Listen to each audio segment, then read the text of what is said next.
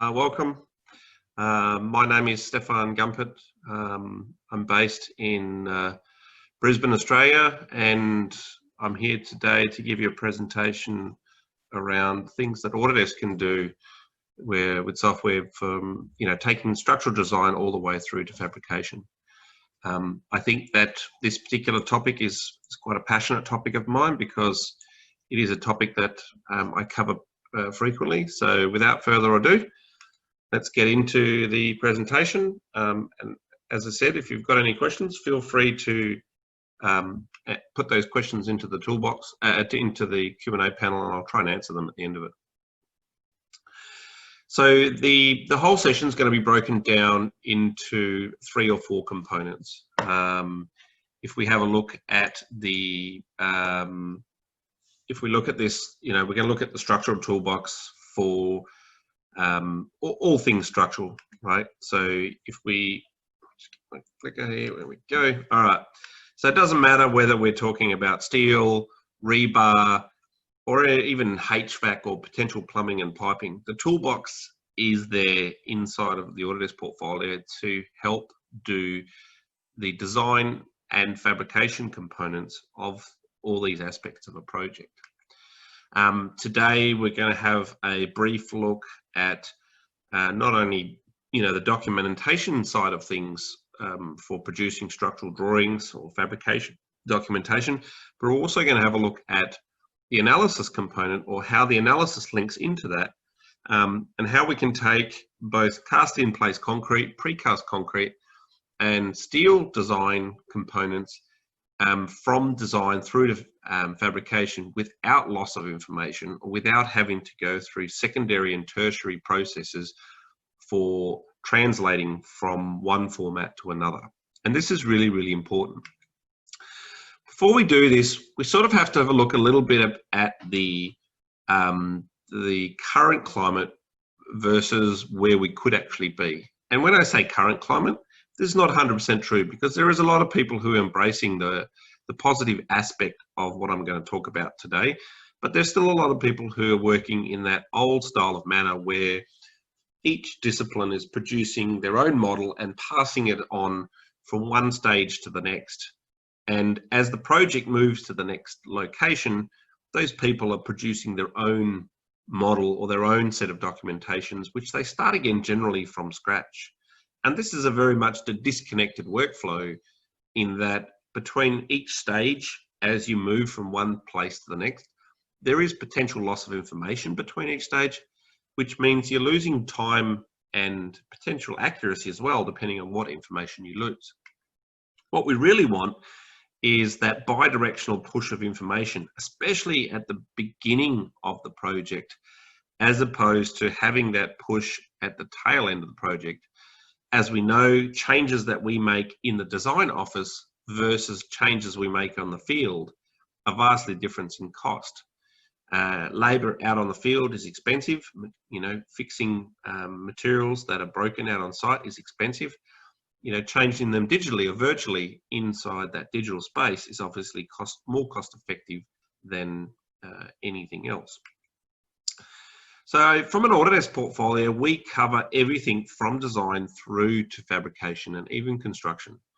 If we have a look at the overall portfolio of things, the common products that we're going to talk about today is things like robot structural analysis, Revit, Advanced Steel, or even the BIM 360 products from the cloud side of things to help connect all the elements of our businesses together, whether it's taking that initial design from concept all the way through till the very end.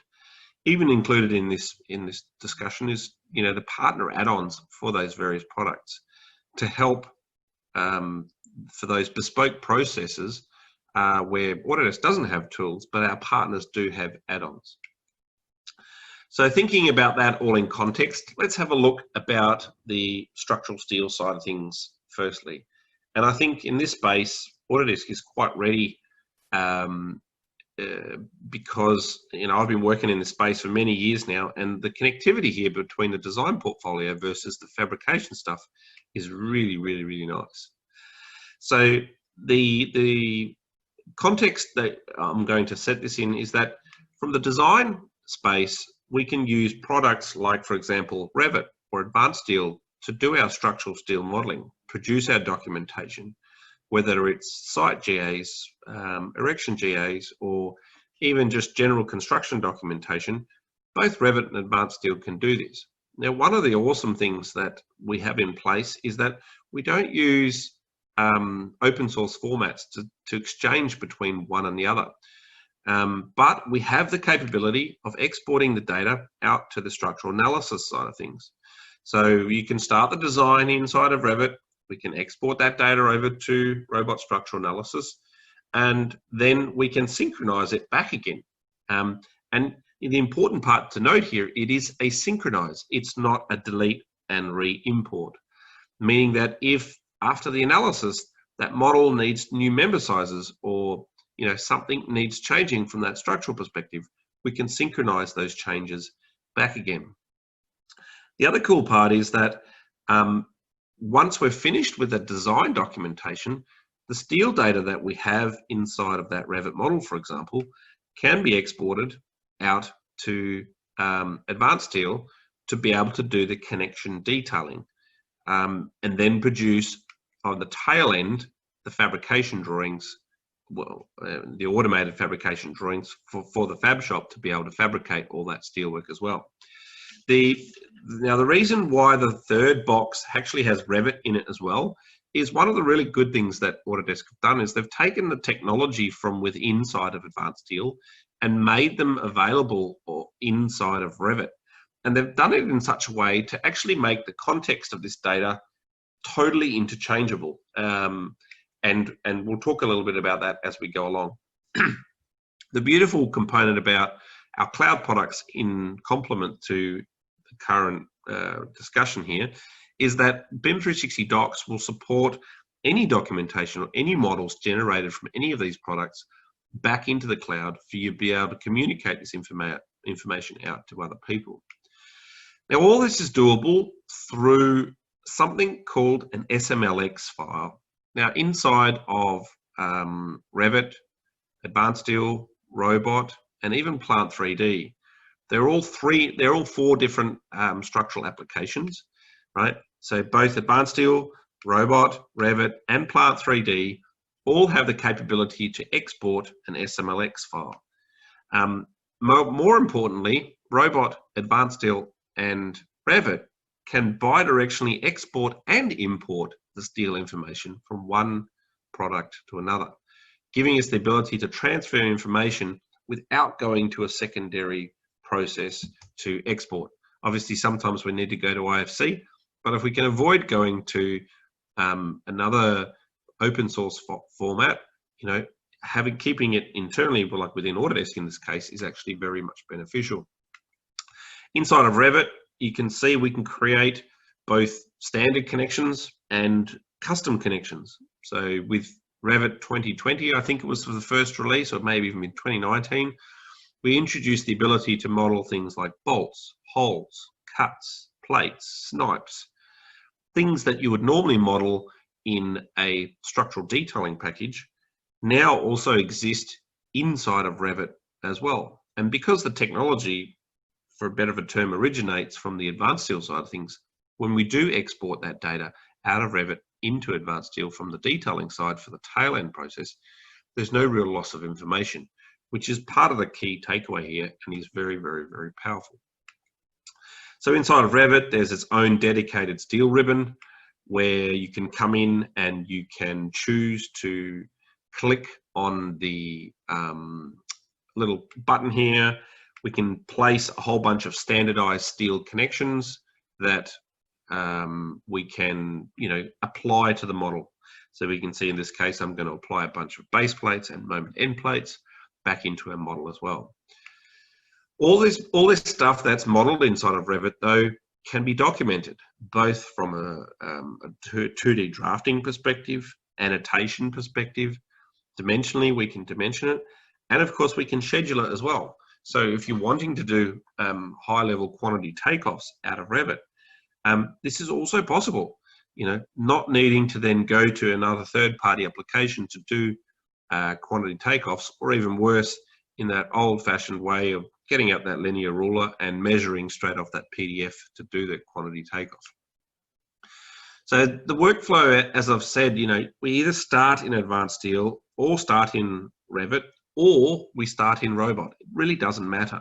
But the idea is that we export, and import and synchronize between those two stages, do the code checking, and then finally push that updated model, that last finesse model, do a few minor changes at that detailing phase to then be able to push out those fabrication drawings and deliverables, both NC and DXF files, but also the fabrication drawings and the construction drawings, which you'll need at the end, or the erection drawings for erecting that steel at the end. So if we have a look at some of the challenges that are facing that market today, you know, if we think about, you know, fabrication is never consulted early enough in a project, you know, and the accuracy of those design models sometimes are problematic. But with the application of a lot of the, you know, the softwares we have today, we're able to reduce a lot of that information and increase accuracy because we've got more information at our fingertips.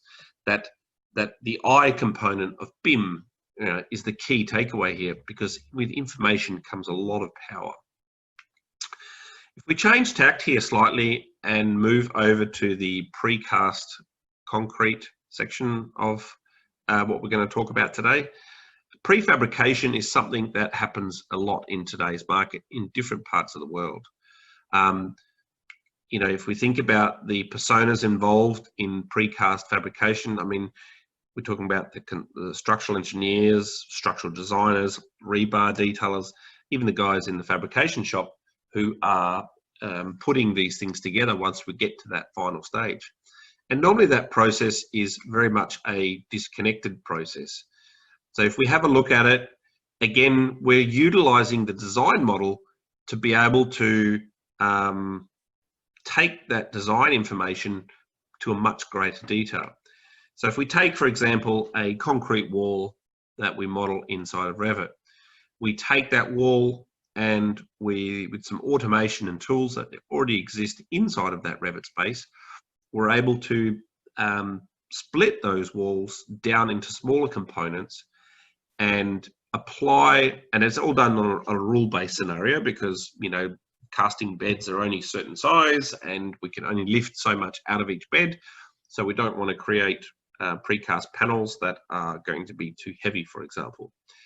So we take the process, take the original Revit element, we split that element into smaller elements, and then through automation, we go and place rebar in those elements to then be able to finally, obviously, produce out those fabrication deliverables of the drawing to show where that rebar's got to be placed prior to pouring the concrete in those beds, but also being able to export that CAM data out to make that creation of that panel a whole lot easier.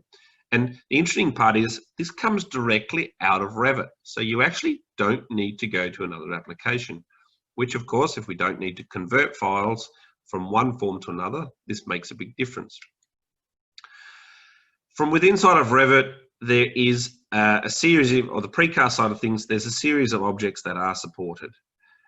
Solid walls, solid slabs, hollow core slabs, lattice girder slabs, and even multi-layered slabs are supported these days, where potentially, you know, walls could be made up, or slabs even be made up of multiple layers. We support the splitting and prefabrication of those things as well. And this is really important. You know, being able to export, you know, performing that segmentation, adding the rebar, the shop drawings, the CAM exports, the PXML files, and so on. You know, this is all information that's just coming straight out of that environment. If we have a look, here's a little video showing you an example of a design model being manipulated in a Revit, where the individual has decided he's going to take that design information and through a series of settings that he's setting inside of his configuration area, you know, the minimum wall length, the maximum wall length, what the lifters are going to be, what the connectors are going to be, and so on. He then comes in and selects his design elements and presses the split button, and the system will go and split these items automatically into smaller components, allowing the user to be able to automatically be able to create these fabrication components inside of his design model, and he's reusing the design model to actually get to these fabrication components. So instead of, like we said before, that handover of the information and you starting again, it's the reuse of that information continuously as you go through it. And you can see they're going through and adding lifters, rebar, all that information to those elements until finally you end up with that final product going through. And you can see previously that was all done via the for the floors, but you got the same thing for walls as well. So you can see, you know, they're splitting walls here, putting in grout tubes, giving the ability to be able to, you know, connect more of that design information to that fabrication side, you know, placing that rebar, using pre-configured rules on, you know, the layers of rebar that have got to go inside a wall to be able to get to that final fabrication deliverable. And you can see the level of detail that you got here inside this model. It's quite extensive from a design perspective. Obviously, at the end, as I said, you need to take that final modeled element, you know, including the rebar, the lifters, all that sort of stuff, and you need to place them on shop drawings and create shop drawings. And again, this is an automated process where the dimensions, the tables, everything just pre-populates based on the information that you've got. And then when you want to export that CAM data at the end, it's just a click of that button and the information is delivered out into that text file base, which you can then take into your third-party application to be able to view the context of that fabricated element. Pretty comprehensive, pretty interesting. There's a lot to see there. If we change gears for a moment and switch to that traditional concrete construction and we look at the cast-in-place concrete, there's a whole range of things we can do from, you know, obviously standard rebar, you know, straight bars, hooks, ligatures, but we can also sketch rebars and place rebars in almost any plane that we like. From placing rebars in current planes to 3D sketching of rebar, manipulation of hooks, you know, all this can be done easily inside of Revit again. So this is utilizing the power of those existing concrete elements that have already been modeled by the designers, and then using the rebar tools that exist inside of Revit to be able to place them. Now, I mean, in this view, we see a lovely, nice little straight square item with, yeah, there's some curves in there. That's okay. But the idea is that, you know, it doesn't matter what shape of the structure is, you know, whether it's freeform rebar, whether it's standard, you know, right angle bends, spiral placement of rebar, all this information can be placed inside of our model, and at the end be able to manipulate and output the fabrication information is the ultimate goal here, right? All the elements themselves, when you click on them, you can edit the logic and the constraints that are applied to the rebar. So rebar can be constrained to faces of objects. It can be constrained to other rebar itself, and constraints can be bidirectional or single direction. And if rebar is two directionally constrained, then there is a logic applied between those two rebars, allowing you to move things as you go through.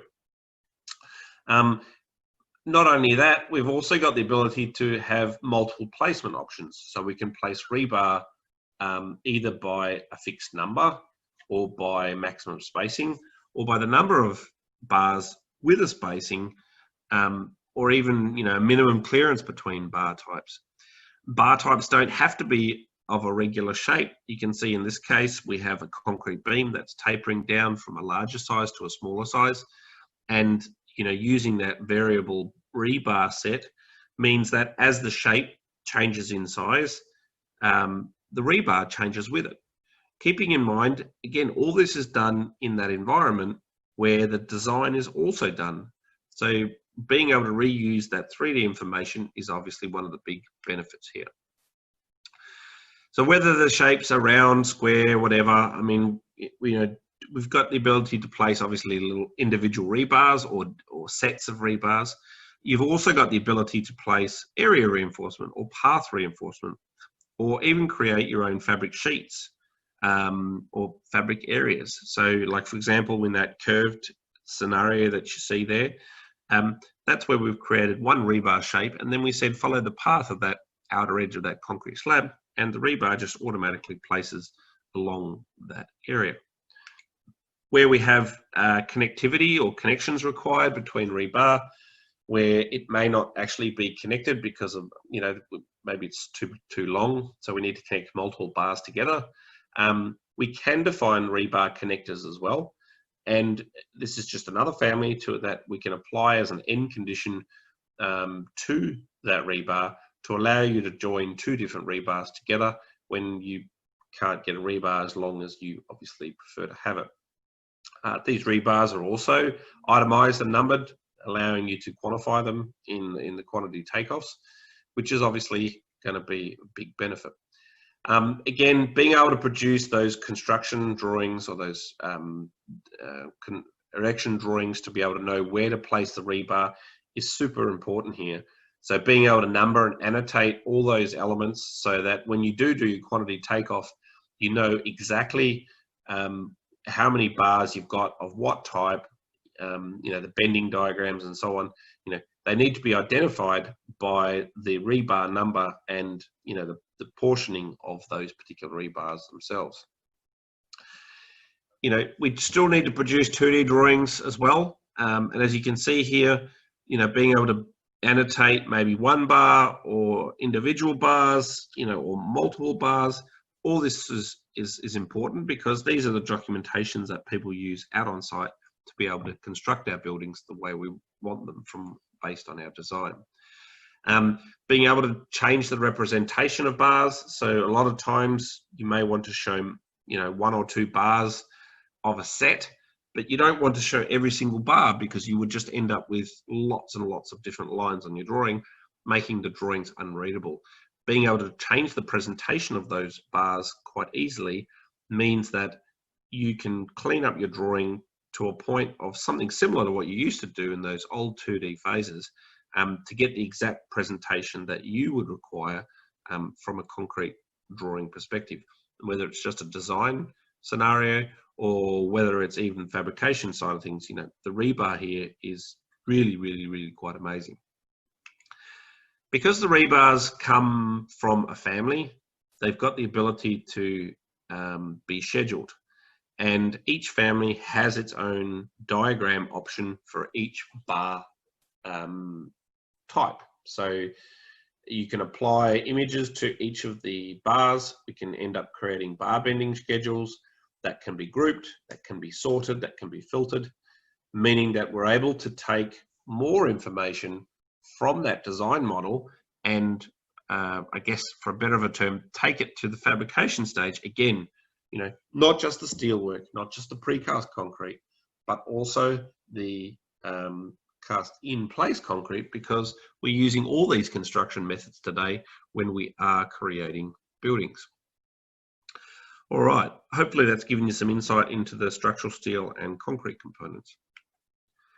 So what we're going to do is move discipline slightly and talk about the MEP services toolbox side of things. So MEP is an acronym that Autodesk uses for mechanical, electrical, and plumbing.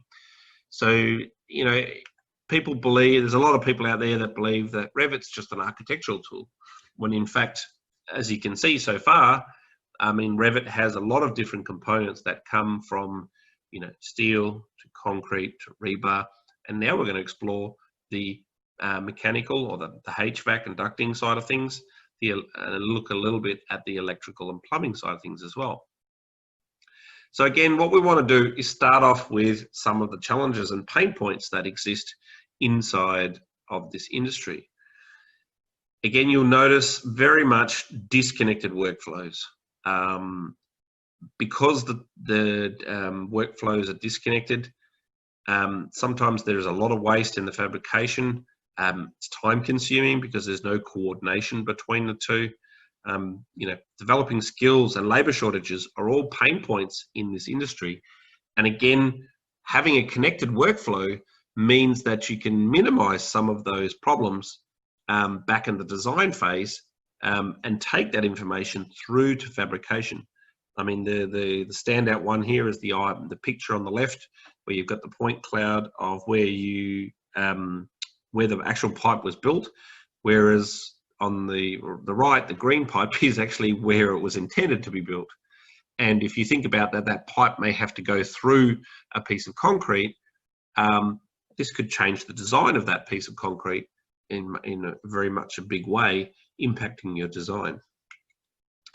From the Autodesk portfolio, there is a combination of tools here, and they all exist inside the AEC collection.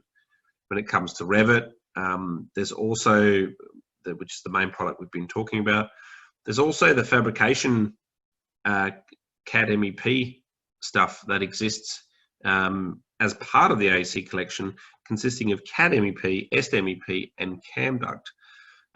Very much an important part of this portfolio because the technology that came out of those fabrication tools also exists inside of Revit.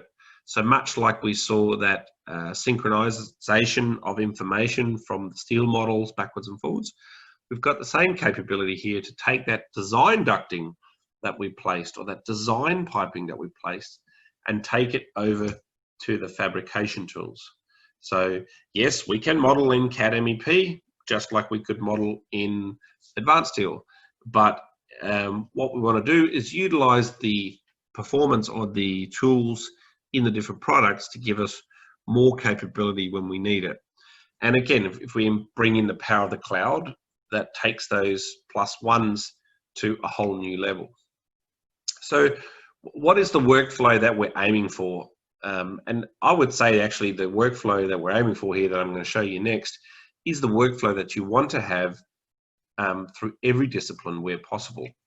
So if we said we want to make sure we want to design, analyze, and coordinate continuously, and not just as silos, but from an integrated process, being able to do the coordination during the design, have that coordination overlap with the detailing and fabrication space, so that if something is picked up in a mistake during that fabrication and detailing phase, it can be coordinated back and reanalyzed in the design phase, and then taken back again into that detailing phase.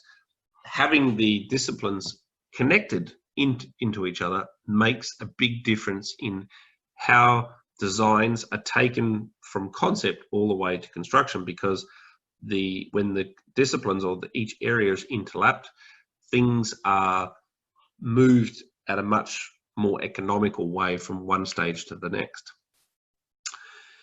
So what is the workflow that we're referring to here? So you can see here, I've got the Revit side of things on the left. And again, we're able to take our design components from Revit, and then we apply what's called our fabrication parts to those items in the model. So the design piping and the design ducting that you've got in there, that can then be converted to the fabrication parts, as I said. The interesting part here is that the fabrication parts actually come from the databases inside the fabrication SMEP, CAD MEP, and CAM duct products.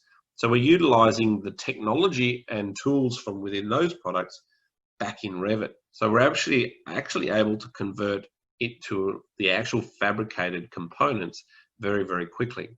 We can obviously take out those spools then and produce drawings back in CAD MEP to be able to then push them out for fabrication as well. If we look at a slightly different variation, instead of converting the Revit components to fabrication parts, or still converting them, we're able to export that data over to SMEP, where SMEP is able to utilize the database that it has for the costs of all these items, from material costs to fabrication costs to installation costs, to be able to then estimate a complete cost breakdown, and create estimate summaries of your design model, but from a fabrication perspective, without a lot of different rework and change from the design model, and it's reusing that design model at that fabrication level, and of course be able to produce those quantities at the very end. If we take it right through to the very, very end, you can see again converting those elements, the design elements inside of Revit, to fabrication parts, being able to convert those fabrication parts, take them out to CAM duct, which is that third component from the Fabrication MEP products, and produce your bill of materials, your quantity takeoffs. You're able to produce flat patterns of your ducting, for example, which it can then nest inside of large sheets of material that it's going to cut it from, and then we can export or extract the G-codes from that CAM duct product out into a text file, which we can utilize with the machines themselves to actually do the cutting, to minimize waste and automate some of those processes to be able to get more out of our design model to that fabrication level. The other one that we're going to look at is the ability to actually locate these services out on site.